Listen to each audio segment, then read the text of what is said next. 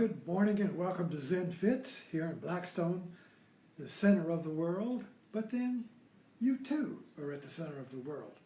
So the title of today's Zen Fit is Plato's Cave and Trump. Now, this idea came because I was answering a question on Quora this morning, and the question was, are there any other allegories like Plato's cave? And if you recall, Plato's famous allegory was that we are all sitting in a cave looking at a screen, the wall, and behind us people are walking and they're casting shadows on the wall. So we're watching shadows on the wall, believing they're reality, believing it's real. And somebody begins to doubt the validity of these shadows. Something doesn't seem right, something doesn't feel right. So they turn around and they notice the end. They go out, they leave their seat and they go out and they see that it's all shadows on the wall and that the real world is outside. There's a totally different world. And he come back and he tries to tell everybody you're watching shadows, and they say, you're crazy, get out of here. So I was reminded of a movie. Now a movie is like Plato's cave in the sense that it's light shadows on a screen. That's all it is. You got the projector light going through film and it casts shadows on the screen, but we believe them as a world. But in order for us to enjoy, to be entertained, to learn something from the movie, we have to suspend disbelief. So we have to suspend the disbelief in the wall of shadows and believe it's real. Otherwise you could not, you'd leave, you wouldn't stay, you would just a bunch of shadows on the wall. You wouldn't watch the movie.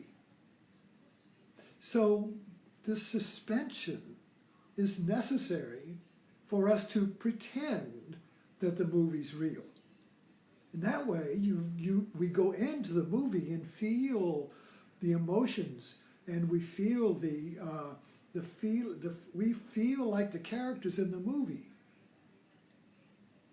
If the hero is fear, we feel that fear. If they feel joy, whatever they feel, we feel it. And that's because we have to suspend this doubt. We have to suspend this background awareness that tells us what's real and what isn't. So this suspension of disbelief is the suspension of our awareness, a suspension of the sword of discernment that tells what's real and what isn't, you see. We consciously suspend that when we go to a movie.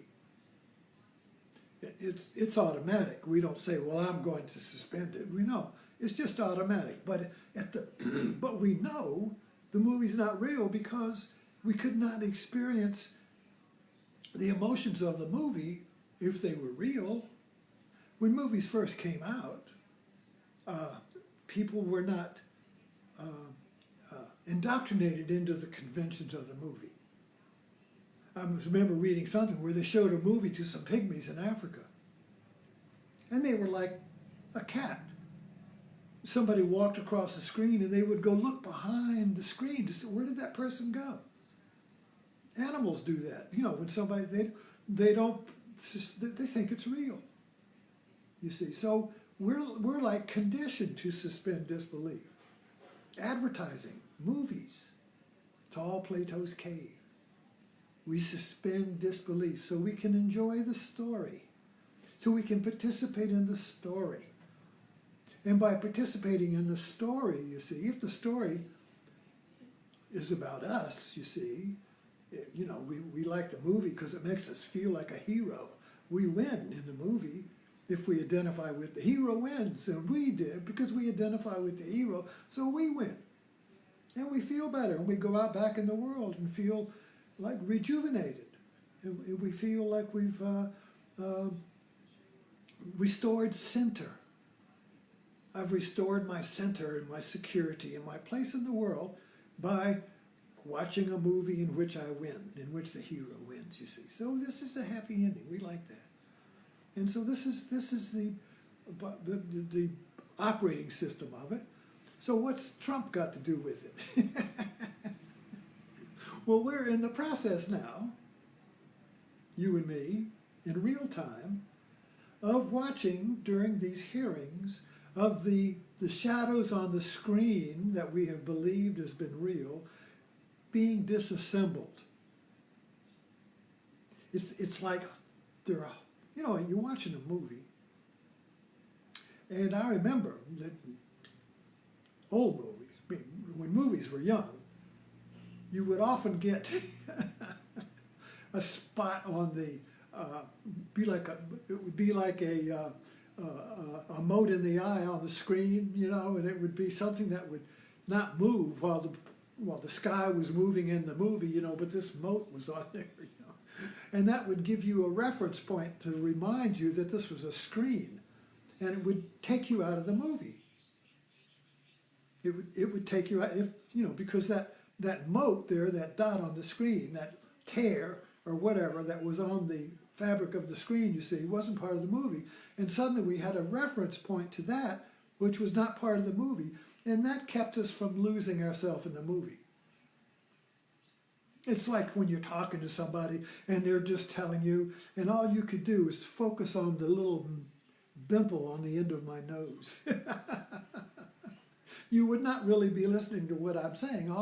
Now you're probably focusing on that, right? It's kind of, wow, look at that, anyway. But anyway, so if you focus on that, you see, you're not going to get lost. You're not going to move with what I'm saying. Because that little thing there is outside of the story I'm telling you. See, it's kind of like that on a movie screen.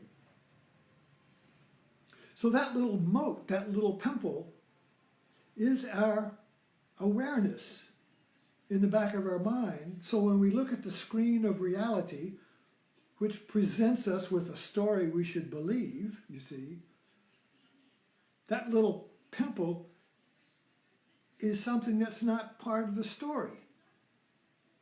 And it makes us, we can't lose ourselves in the story as long as that little mote or that little pimple is creating a tension between what's moving, the story's moving, the film, the movie, the characters, the play, and all that, you see. But that's not moving. So this is all moving and that's not moving. And so that creates the awareness that this thing that's moving is not real. This is real. See? So awareness that we suspend in order to enjoy the movie of life, you see, the movie of me, the movie of my personality, my history, your history, the whole thing, you see, the whole play, with me as the center character, of course, as the hero, tragic or comedy, whatever, you see. That little bit of suspended awareness, you see, when it's suspended, it goes to sleep and we lose ourselves in the film. But if it wakes, now somebody is just knocking on my door again. So I'm going to close now, and thank you for dropping in and having a Zen Fit with me today. Hear the bell?